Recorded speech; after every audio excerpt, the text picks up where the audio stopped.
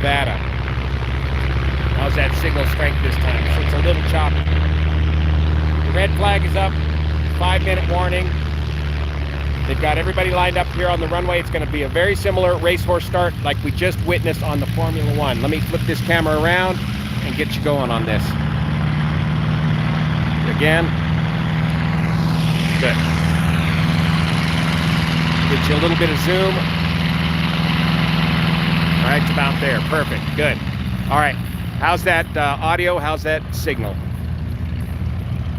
So we've got 1, 2, 3, 4, 5, 6, 7 biplanes going to race, I believe, an 8-lap race here this morning at the Still National Championship Air Races. So again, it's going to be a racehorse start when he drops that green flag. And they're going to launch all these aircraft nearly simultaneously.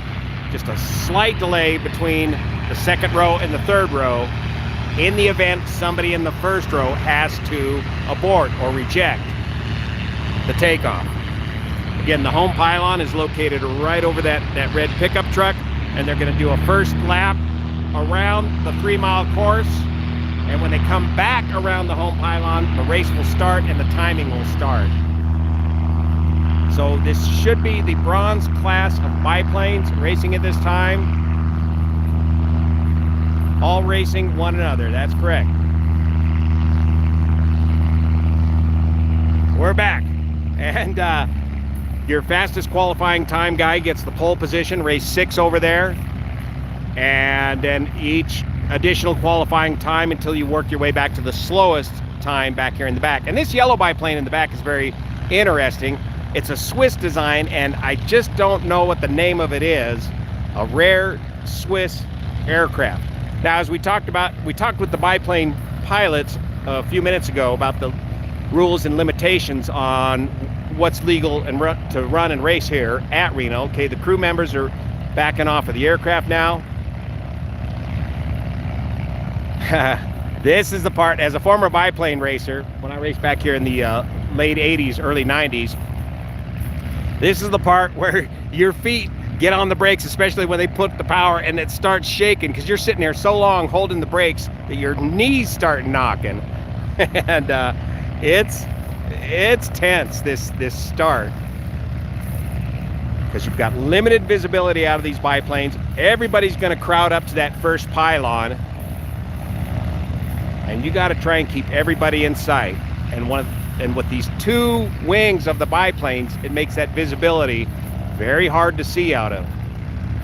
And so, as a result, you're also looking at the position of the sun and your shadows on the ground.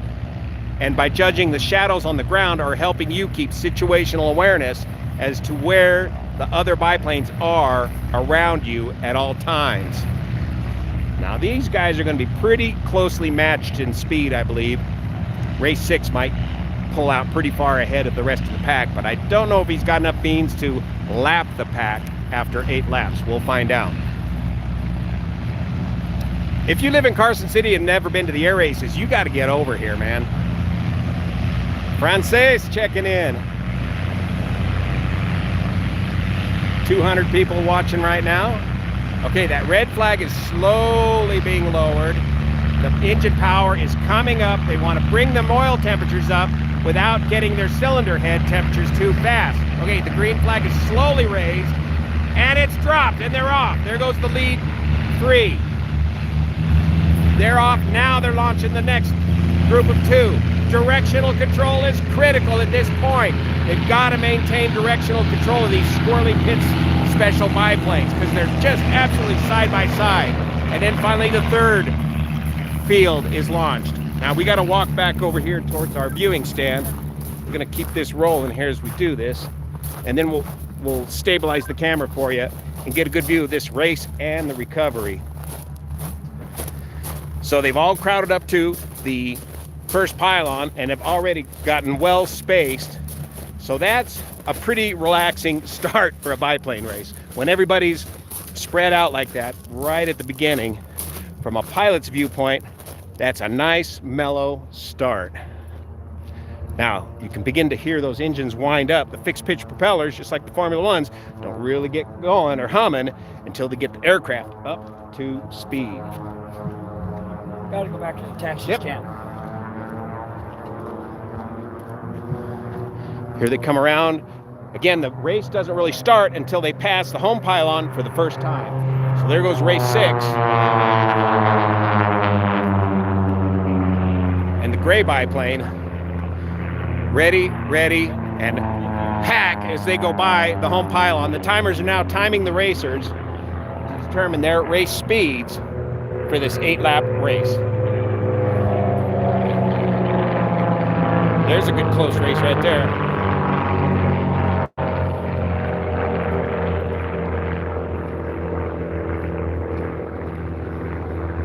So how they finish on these heat races determines where they start for the final money race come the end of the racing week here at Reno. We're coming on over here to our stand real quick. We're going to get on our stand here. And be anywhere in here. Okay, yeah, I like this. Yeah, I like this up here. Here's where all the photogs. This is all of our media ops here. Look at that. There's a good race for first. Wow, look at that. Okay, we're in position now, finally. First and second, they are neck and neck. Look at that. That's a good race. That is so much fun as a biplane racer. You got to have good formation skills to do this biplane racing, and it's so much fun if you've got a good formation partner to fly with. But again, let me zoom in I'll leave it right there. Again, you're kind of flying formation with somebody that doesn't want to fly formation with you. They want to get ahead and stay ahead. So they want to keep their good line on the course, forcing you to pass them. And in order to affect a pass, you have to go, look at that. You have to go high into the outside, and that takes a good 10 miles an hour of speed differential in order to pull that off.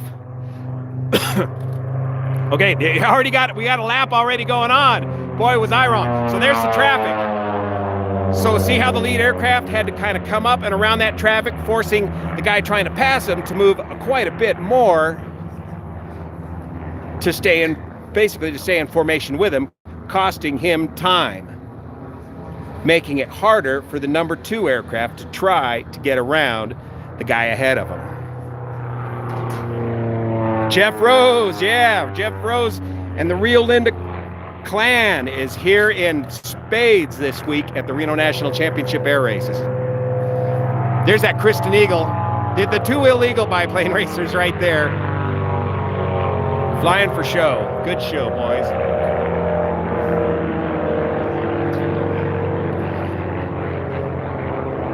Okay, race 6 in the lead, and the gray biplane just can't quite get up to him. He's got to pass him on the outside.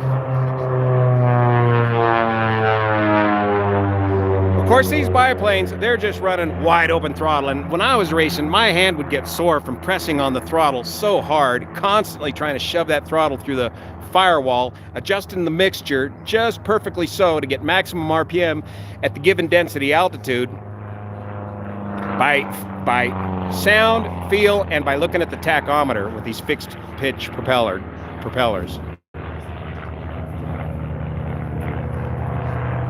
And the day is already beginning to warm up quite a bit here at Reno, and virtually no wind this morning, so perfect racing conditions. The Kristen Eagle getting some wake turbulence there behind the aircraft ahead of him.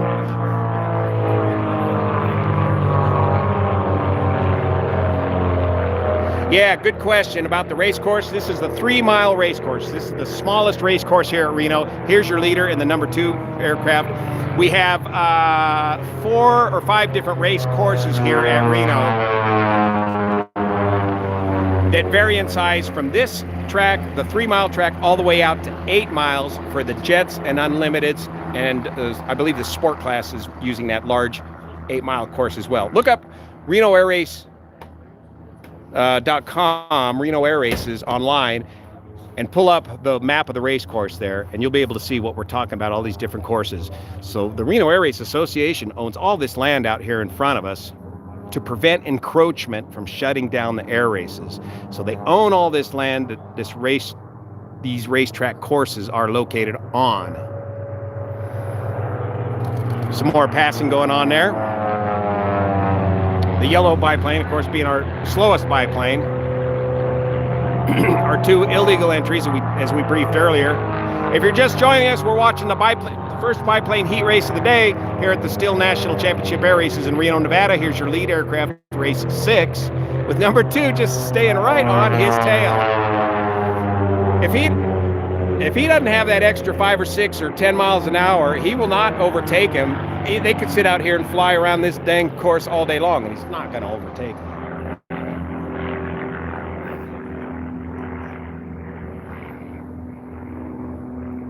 Kick the tires and light the fires, that's right. And you are basically flying in formation, and you got to have good formation flying skills, and that's all part of PRS, Pylon Racing School, and the practice that you get out here in Reno is you got to get your formation skills up to speed for high-speed, low-level formation flying with somebody else that doesn't want to fly formation with you necessarily. You got to get out to the Reno Air Races. If you have not, South Africa, if you've not been here, you've got to see this. It's just so much fun. Well, let's go look at this. Now the lead aircraft is again passing traffic. He's passing the Christen Eagle and the yellow biplane a second time. Wow. Forcing the number 2 guy to work around all that traffic and widening the gap between first and second. That is why it's so hard to pass somebody if you don't have the difference in airspeed. And that's it. They're already off the course. I don't know if that was a 6-lap race or an 8-lap race, but that race is already over. The biplanes are pitching up into the landing pattern. They're already on crosswind entry to land. Now, stay tuned and watch these landings, because this is we've seen some doozies out here, and the pit special is notoriously difficult to land. Fortunately, right now there is virtually no wind, and it's perfect conditions to recover these aircraft. Here come our last aircraft off the course. Doesn't matter how many laps you've accomplished. Once you fly past the checkered flag, you've got to come off the course. You can't stick around to get all of your money's worth, so to speak, to fly all of the laps that were allocated for the race. So let's take a look. I don't know if you can see it from here, but there's the checkered flag at the home pylon right in the center of your screen. How close do the regular viewers get to the races now? Well, pretty close. We're only a little bit more farther forward than the grandstands. The grandstands, which are right behind these hangars, are maybe just another, 100 yards or so behind where we're located out here. So the grandstands are a great view of the races because it's an unobstructed view of the entire racetrack, and if you get here early, you can get a seat right there near the home pylon, right there in line with the home pylon, and watch those really close races. Okay, here comes our lead aircraft. Boom, wheel landing, sprung steel gear. Perfect. A little bit of bounce, but just perfect. He's going to ride that wheel landing out. All right, where's our number 2? Here comes our number 2, the gray biplane. Can I zoom in a little bit more without screwing it up here? Watch these landings. No, I'll just leave it like that. Oh, he's powered. Just carrying a little power, landing long, and he wants to wheel it on there ever so gently. Good. Hot and cold landing procedures apply. You can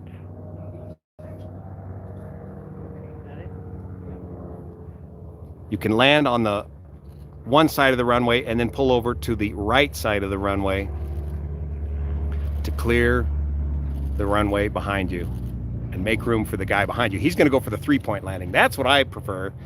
And you get a little bit of a crow hop, but you're full stall landing, and you know those wings are done flying. And you've got your tail wheel, rudder, control authority at that point. Our next landing aircraft, he's on a high final here. Yeah, Cleveland Air Races and all that. No, it does. It never gets old. I've been doing this since, geez, 1974 coming up here. I just love watching this stuff. Okay, here's one of the more stock pit specials. Let's see what he goes for. Is it going to be a wheel landing or a three-pointer? He's bleeding off that airspeed and setting up for the three-point, and there's the classic little hop on the pit special. Beautiful. And look at that rudder dance on that rudder. So with no wind out here today, these guys are making these landings look easy when they're not. I mean, you just can't see a darn thing out of these pit specials. All you can see is the edge of the runway out of your very peripheral vision. Yeah, Lefty Gardner and the P-38, wasn't that something that was back in the day?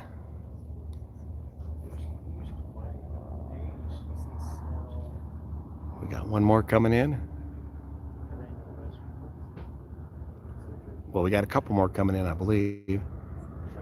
So by another thing, well, the pit special lands fast anyways because it stalls fast. But if you keep your speed up, you can keep your visibility up. And then get down here low and then begin your round out and flare where you pick up he's going to wheel land it. Ah, cool. Wheel landing of pits, man. That's sporty, especially with the sprung steel gear.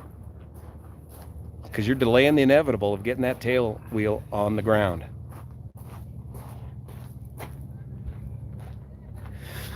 And then you pick up the runway and your peripheral vision, and just as a matter of directional control. And that's the other big thing on those racehorse starts is you've got to demonstrate perfect directional control at all times because you're taking off with the guy right next to you on your wingtip. You want some more zoom on that? All right, let me try it. Okay, how's that? Is that better? This should be our last biplane coming in. The Swiss design, whose name I cannot remember. And I think they're going to fire up a sport class next. I'll see how my battery strength is doing. Maybe we'll watch a sport class from out here. We'll see how it goes.